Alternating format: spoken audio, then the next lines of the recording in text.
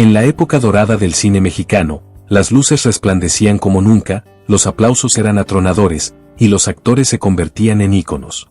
Pero detrás de los escenarios, entre camerinos y celebraciones privadas, se entretejían historias que el público no debía conocer, amores ocultos, vínculos prohibidos, escándalos que se silenciaban con dinero, poder e intimidación. Hoy no vamos a contarte lo que ya viste en las películas. Vamos a abrir la puerta a los secretos mejor guardados, los que se susurraban en los pasillos de los estudios, los que los periódicos apenas se atrevían a insinuar, y los que aún hoy provocan suspiros, polémica y asombro. Amores que retaron la moral de su tiempo. Parejas que no debían estar juntas, pero que se amaron en secreto o a plena vista, aunque eso les costara la fama, la tranquilidad o incluso la vida. Prepárate para descubrir los 5 romances más polémicos y censurados del cine mexicano. Pero antes, te invito a suscribirte, activar la campanita y darle me gusta a este video para que esta historia llegue a más personas. Pedro Infante y Lupe Vélez, el ídolo y la fiera. Pedro Infante, el ídolo del pueblo, el que todas las mujeres adoraban y todos los hombres aspiraban a ser. Un hombre humilde, encantador, de voz suave y sonrisa irresistible. Pero lo que pocos sabían era que Pedro tenía un corazón inquieto y una debilidad por las mujeres intensas, impredecibles y con carácter. Lupe Vélez, por su parte, era pura dinamita. Una mujer que se adelantó a su tiempo y que pagó el precio. Apasionada, impulsiva, provocadora, con una lengua filosa que no perdonaba. En Hollywood la llamaban The Mexican Spitfire, la mexicana que escupía fuego, y no sin razón. Cuando Lupe volvió a México, venía huyendo de un escándalo tras otro, abortos clandestinos, peleas con sus ex, gritos en restaurantes y romances con actores casados. Era, literalmente, una bomba ambulante, y eso fue justamente lo que atrajo a Pedro.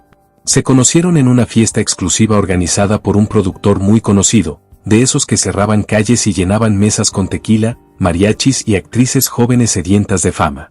Lupe no tardó en fijarse en Pedro. ¿Y este rancherito quién es?, dicen que preguntó, ya con su acento mezclado de inglés. Pero cuando lo oyó cantar, se rindió. Pedro, por su lado, quedó fascinado. Lupe era todo lo que las mujeres de su tiempo no eran: libre, directa, sensual. Empezaron a verse en secreto, porque nadie quería que ese romance se hiciera público. Los representantes de Pedro estaban escandalizados. Lupe le llevaba 12 años y su reputación era un desastre. Te va a arruinar la carrera, le advertían. Pero a Pedro no le importaba. Se veían en hoteles discretos, casas prestadas y hasta camerinos cerrados. Hay rumores no confirmados de que Lupe le propuso escapar juntos a Cuba, para empezar de cero, lejos de los chismes. Pero Pedro dudaba. No quería destruir su imagen de niño bueno del pueblo. Todo se derrumbó en 1944, cuando Lupe fue hallada sin vida en su mansión de Beverly Hills. Oficialmente, fue un suicidio por sobredosis, pero existen muchas versiones. Algunas dicen que estaba embarazada, otras que discutió esa misma noche con Pedro por teléfono. Se afirma incluso que en su carta de despedida había una frase escrita en español: perdóname por quererte tanto, mi charro. Pedro no asistió al funeral. Dijo que no podía, pero allegados cuentan que cayó en una profunda depresión.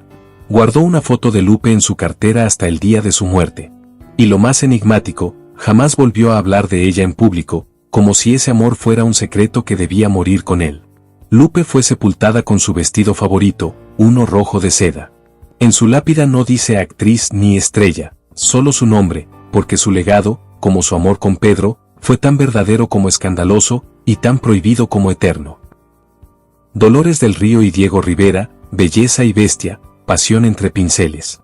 Dolores del Río era, sencillamente, deslumbrante. Rostro de diosa, educación refinada, modales impecables y una mirada capaz de detener una habitación entera. Fue la primera gran diva mexicana en conquistar Hollywood, una pionera que brillaba en cada alfombra roja, en cada encuadre cinematográfico, en cada evento de alta sociedad. Pero su regreso a México en los años 40 no fue una simple vuelta a casa. Volvió con fuerza, con presencia. Venía a reclamar su sitio como soberana del cine nacional, y nadie iba a interponerse. Nadie, quizás, excepto Diego Rivera. Diego era su antítesis, rudo, directo, descuidado, excesivo, conocido por sus múltiples romances, su grosería y hasta su crueldad. Y sin embargo, era el muralista más venerado del país. Su arte era revolucionario, su presencia imponente. Estaba casado con Frida Kahlo en una relación más tormentosa que amorosa, marcada por infidelidades y traiciones mutuas. Cuando Dolores y Diego se conocieron en una exposición privada, nadie esperaba una chispa entre ellos, pero ocurrió. Él, con su vozarrón, le soltó sin filtros: «Tú eres tan perfecta que aburres, hasta que te miras de verdad». Ella, sin inmutarse, respondió: «Y tú eres tan feo que solo seduces si te ignoran». A partir de ahí, surgió una tensión eléctrica. Se encontraron en cenas de intelectuales, eventos culturales y reuniones privadas. Nadie lograba entenderlo. ¿Qué hacía una mujer tan elegante, admirada y sofisticada interesada en un hombre como Diego? Pero Diego tenía algo que pocos hombres poseían: la habilidad de mirar más allá del cuerpo. Le hablaba de arte, política, filosofía. Le decía que Hollywood era una prisión de mujeres hermosas, utilizadas como propaganda extranjera. Y eso a Dolores la desafiaba, la intrigaba, la seducía. El romance se convirtió en el cotilleo del año entre los círculos intelectuales de la Ciudad de México. En los cafés de Coyoacán, se hablaba en voz baja: ¿ya te enteraste que Dolores del Río y Diego tienen algo? ¿Pero si él sigue casado con Frida? Pues dicen que Frida también tiene sus deslices, así que quién sabe. Los rumores se intensificaron cuando Diego comenzó a hacer bocetos de una mujer con los rasgos de Dolores. No eran encargos, ni obras públicas, eran dibujos íntimos, personales. Algunos garabateados en servilletas, otros en hojas sueltas, pero todos con una misma energía: deseo contenido. Frida, según cuentan, no se molestó, al menos no de inmediato. Era una mujer que conocía a fondo a su marido y sus muchas flaquezas. Pero dejó caer una frase que se volvió legendaria: si Diego va a caer otra vez, al menos que sea con alguien que lo merezca. La relación no fue larga. Dolores empezó a recibir advertencias de productores, patrocinadores y críticos. Le decían que ese idilio con el monstruo podía dañar su reputación, que debía cuidar su imagen, que se estaba rebajando. Dolores, que de ingenua no tenía nada, decidió terminar, pero sin escándalos. Una noche, en una terraza, lo miró a los ojos y le dijo: «Tú y yo somos dos cuadros distintos. El tuyo grita, el mío calla. Ninguno cabe en el otro». Diego, por su parte, nunca la atacó ni habló mal de ella. Años después, en una entrevista, confesó: «De todas mis mujeres, Dolores fue la única que me hizo sentir pequeño, sin pronunciar una sola palabra». Ella siguió su camino. Volvió al cine con energía renovada. Se transformó en ícono de la elegancia mexicana, en musa de diseñadores, en figura cultural de prestigio internacional. Y nunca volvió a mencionar a Diego, al menos, no públicamente. Pero quienes la conocieron de cerca sabían que guardaba algo muy especial: un dibujo, un retrato a lápiz hecho por Rivera, donde sus ojos no miraban al espectador, sino al artista. María Félix y Agustín Lara, el amor que se cantó y se ahogó en celos. María Félix era el emblema del poder femenino, la auténtica diosa del cine de oro. Nadie caminaba como ella, nadie hablaba como ella, y nadie, absolutamente nadie, se atrevía a contradecirla. Su belleza era tan arrolladora que, según los rumores de la época, bastaba con una mirada suya para hacer temblar al hombre más valiente. Y Agustín Lara fue uno de ellos. Lara no tenía la apariencia del galán clásico, ni alto, ni esbelto. Su rostro llevaba las marcas de una juventud áspera. Pero cuando se sentaba al piano y dejaba fluir sus versos, las mujeres caían rendidas. Había compuesto boleros que hacían llorar a tipos duros en las cantinas. Y cuando conoció a María, supo que acababa de encontrar a su obra más perfecta. El flechazo fue inmediato. Lara, que rara vez cortejaba de forma directa, le envió a María un piano, con una rosa dentro. Ella, divertida, respondió con una botella de tequila vacía y una nota: «Ya me bebí lo que me cantas, ¿qué más tienes para ofrecerme?». Así comenzó uno de los romances más intensos, tóxicos y mediáticos del cine mexicano. La prensa los adoraba, eran una fábrica de titulares.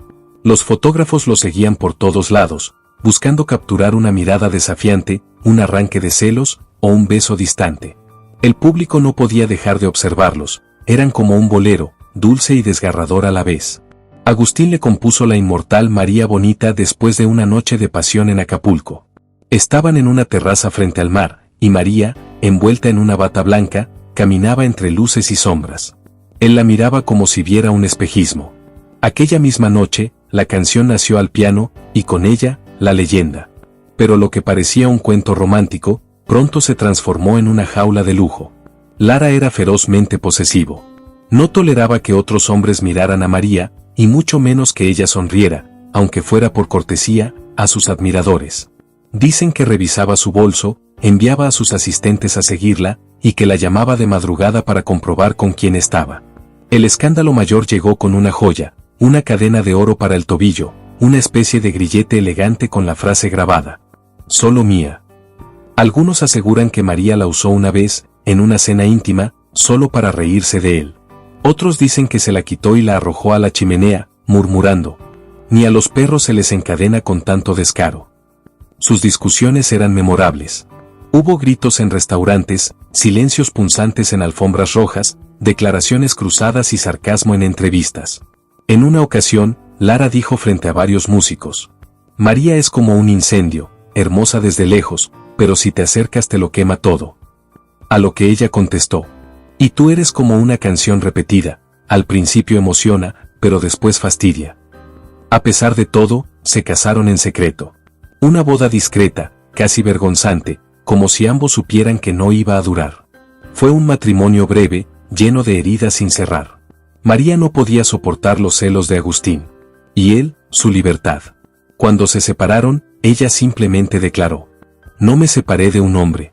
Me liberé de una cárcel con piano». Y sin embargo, ambos se quedaron marcados. Agustín siguió escribiendo canciones donde el nombre de ella aparecía oculto entre las notas. María, aunque lo negara, conservó cartas y partituras dedicadas. Nunca volvieron a estar juntos, pero jamás se olvidaron. Décadas después, en una entrevista, le preguntaron a María cuál había sido el amor más profundo de su vida. Ella respondió: «No hablo de los muertos». Y remató: «Agustín murió el día que intentó encerrarme». La historia de la Doña y el Flaco de Oro fue una ópera hecha bolero, intensa, dolorosa, brillante y trágica. Dos titanes que no supieron amarse, sin destruirse. Jorge Negrete y Gloria Marín, una década de amor y una boda, con otra. Jorge Negrete encarnaba al arquetipo del charro mexicano: voz imponente, rostro impecable y modales refinados. Su elegancia innata tenía un aire de realeza que deslumbraba. Pero tras esa imagen de perfección, se escondía un hombre vulnerable, sobre todo cuando el amor lo desafiaba fuera del escenario. Gloria Marín, en contraste, era pura fuerza. Actriz de Temple, sofisticada, intensa. No necesitaba escotes ni poses para hacerse respetar. Era moderna, libre, demasiado para algunos. Tal vez por eso mismo, Jorge no pudo resistirse. Se conocieron en 1941 durante el rodaje de Ay Jalisco, no te rajes. Y la chispa fue inmediata. Aunque él estaba comprometido, cayó ante el encanto sereno pero contundente de Gloria. Lo que comenzó como un idilio entre tomas, se transformó en una relación de más de 10 años. Sin embargo, el romance estuvo lejos de ser ideal. La familia de Jorge, especialmente conservadora, nunca aceptó a Gloria. La consideraban inadecuada, había estado casada, hablaba con demasiada soltura, tenía historia. En una carta filtrada años después, una tía escribió: «Esa actriz no es esposa, es una tentación». Gloria, aunque lo sabía, nunca exigió matrimonio. Pero lo esperaba. Aguardaba el anillo, la ceremonia, el reconocimiento a una vida compartida. Viajaron juntos, se cuidaron, se impulsaron mutuamente, enfrentaron escándalos, y aún así, él nunca se atrevió. Lo más doloroso, mientras ella le entregaba todo, Jorge no siempre fue leal. Se rumoraban romances fugaces con actrices jóvenes, bailarinas, incluso una cantante española que juraba haber recibido serenatas en Madrid. El golpe definitivo llegó en 1952, cuando Negrete filmó El rapto con María Félix. La tensión entre ellos fue tan obvia que ni el equipo técnico podía ignorarla. Los rumores se dispararon. Meses después, Jorge y la Doña se casaron en secreto. Gloria se enteró por los periódicos. Sin llamadas. Sin explicaciones.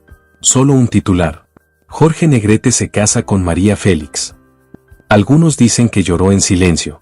Otros que lanzó una copa contra el espejo. Pero públicamente, no dijo nada. Ni reproches, ni escándalos. Solo silencio y dignidad. Durante años, Fue ella quien estuvo en sus peores momentos, cuando enfermó, cuando una película fracasó, cuando luchó con la ANDA. Ahora, era reemplazada por la mujer más codiciada del país. Su rival implícita. El matrimonio con María fue breve y tormentoso. Se enfrentaban por todo: control, dinero, egos. Ella no se dejaba someter. Él no sabía ceder. Y mientras tanto, Gloria callaba. Cuando Jorge falleció en 1953, fue Gloria quien organizó el funeral. Escogió las flores. Sostuvo su retrato. Lo despidió entre sollozos que no necesitaron micrófono. María Félix asistió, pero no dijo una palabra. Años después, un periodista se atrevió a preguntarle a Gloria si aún lo amaba. Ella respondió con una sonrisa melancólica: hay amores que no terminan. Solo aprenden a vivir en silencio. Tin Tan y Rosalía Julián, amor entre carcajadas, excesos y despedidas silenciosas. Germán Valdés, Tin Tan, fue el comediante más irreverente del cine de oro. No era solo un actor, era un huracán, un pachuco encantador, un genio que rompía moldes en una época llena de formalidades. Su estilo era único, mezclaba español con inglés, humor con música, lo callejero con lo sofisticado. Y así era también su vida amorosa. Rosalía Julián, en cambio, era su opuesto, discreta, elegante, con una voz dulce que cautivaba en la radio. Era el equilibrio perfecto, o eso parecía. Se conocieron durante una grabación en vivo. Tin Tan, fiel a su estilo, la abordó con una de sus frases características: cantas como ángel, pero seguro besas como demonio. Rosalía, lejos de reír, le dio una cachetada ligera y le contestó: cuando quieras comprobarlo, me llamas. Pero sin mariachi de fondo. Desde ahí, comenzó el juego. La relación fue tan intensa como dispareja. Ella soñaba con mañanas tranquilas, él con noches interminables. Aún así, se casaron en 1956 y por un tiempo lograron encontrar equilibrio. Pero no tardaron en llegar las sombras.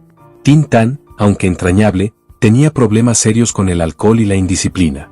Faltaba a compromisos, se esfumaba por días, olvidaba presentaciones. Rosalía, cansada, lo enfrentaba. No soy tu madre ni tu representante. Soy tu esposa, pero tú ni entiendes qué significa eso. Las peleas eran intensas. Se separaban, volvían, se herían y se reconciliaban. En una entrega de premios, Tin Tan, borracho, tomó el micrófono y dijo: este premio no es por talento, es porque no me da miedo hacer el ridículo. A veces ni en mi casa me aplauden. Todos sabían que era un dardo para Rosalía, sentada en primera fila, inmóvil. Se separaron varias veces, pero nunca del todo. A veces ella lo cuidaba cuando caía enfermo. A veces él le enviaba flores con notas que decían: perdón por ser un payaso triste. En los años 70, Germán comenzó a deteriorarse. Estaba débil, olvidado por la industria. Muchos amigos desaparecieron. Rosalía no. Ella lo visitaba en silencio. Le leía cartas de fans. Le ponía sus películas para que riera. Una enfermera contó que una noche, mientras lo curaban, él susurró: Rosalía fue la única que no se rió de mí cuando dejé de hacer reír. Murió en 1973. La noticia conmovió a todo México. Rosalía no dio declaraciones. No asistió a entrevistas. Solo se la vio salir del velorio con una foto de ambos, tomada en Acapulco. Él la abrazaba sin poses, sin bromas. Solo con amor. Años más tarde, cuando alguien le preguntó por él, ella solo dijo: fue un huracán. Me sacudió la vida, me hizo reír, me hizo llorar, y luego se fue. Pero qué hermoso fue mientras duró. Pedro Infante y Lupita Torrentera, el amor secreto que casi nadie conoció. En los años dorados del cine mexicano, Pedro Infante era la imagen del hombre perfecto, guapo, carismático, de voz melodiosa y un sinfín de películas que lo convirtieron en un ídolo nacional. Sin embargo, detrás de esa imagen pública de charro del pueblo y hombre de familia, Pedro escondía pasiones secretas que no siempre concordaban con su imagen de héroe nacional. Una de las historias más controvertidas fue su relación con Lupita Torrentera, una joven actriz que, aunque no tenía el mismo renombre que las grandes estrellas del cine de la época, logró captar la atención de Pedro. Lo peculiar de esta historia no era solo la diferencia de edad, sino el hecho de que Lupita, aún menor de edad, mantenía un romance con el hombre que todas las mujeres deseaban y que todos los hombres veían como modelo a seguir. Su relación comenzó en secreto, en una época en la que las estrellas del cine mexicano no solo eran admiradas, sino también observadas con lupa. Lupita tenía apenas 14 años cuando inició este romance con Pedro, quien en ese entonces ya tenía 33. La diferencia de edad y el hecho de que Lupita estaba casada con otro hombre levantaron sospechas y rumores, aunque ambos mantuvieron su relación oculta por un buen tiempo. Poco a poco, los círculos cercanos a Pedro empezaron a inquietarse. El escándalo estaba al acecho, sobre todo cuando la joven actriz descubrió que Pedro ya estaba casado con María Luisa León, un secreto que Infante había mantenido muy bien guardado, y que la verdad salió a la luz entre murmullos y susurros.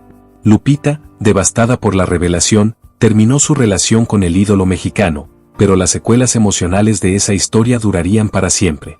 Lo más misterioso y trágico de esta relación ocurrió años más tarde. En 1951, Lupita Torrentera murió trágicamente, y la versión oficial decía que se trataba de un suicidio. Sin embargo, muchos siempre cuestionaron si había algo más detrás de su muerte, sobre todo porque se hablaba de una última conversación con Pedro Infante, en la que la joven actriz habría dejado un mensaje lleno de amor y dolor: perdóname por quererte tanto, mi charro. Algunos afirman que este fue el amor prohibido que Pedro nunca olvidó, aunque nunca volvió a hablar de él públicamente. Algunos dicen que Pedro Infante nunca se recuperó por completo de la pérdida de Lupita y que la guardó en su corazón como un amor secreto. En las entrevistas y apariciones públicas posteriores a su muerte, se le llegó a ver con una foto de Lupita en su cartera. La relación de Pedro con Lupita Torrentera es una de las historias más desconocidas del cine mexicano, pero también una de las más humanas y dolorosas. El amor que compartieron fue, quizás, un reflejo de la complejidad de la vida detrás del glamour y la fama. Al final, Pedro Infante y Lupita Torrentera demostraron que, incluso para las estrellas más brillantes, el amor puede ser una experiencia tan turbulenta, prohibida y trágica como cualquier otra. Estos 6 romances no fueron solo escándalos del cine mexicano. Fueron pasiones verdaderas, marcadas por errores, secretos, caricias, lágrimas, y muchas verdades nunca dichas frente a las cámaras. Amores que desafiaron normas, rompieron corazones y que hoy todavía nos estremecen.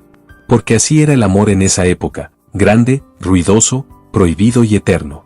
Si te gustó este recorrido por los secretos del cine de oro, no olvides suscribirte, dejar tu like y compartir este video con quienes aman el drama fino, el chisme elegante y las historias que el tiempo nunca logra enterrar.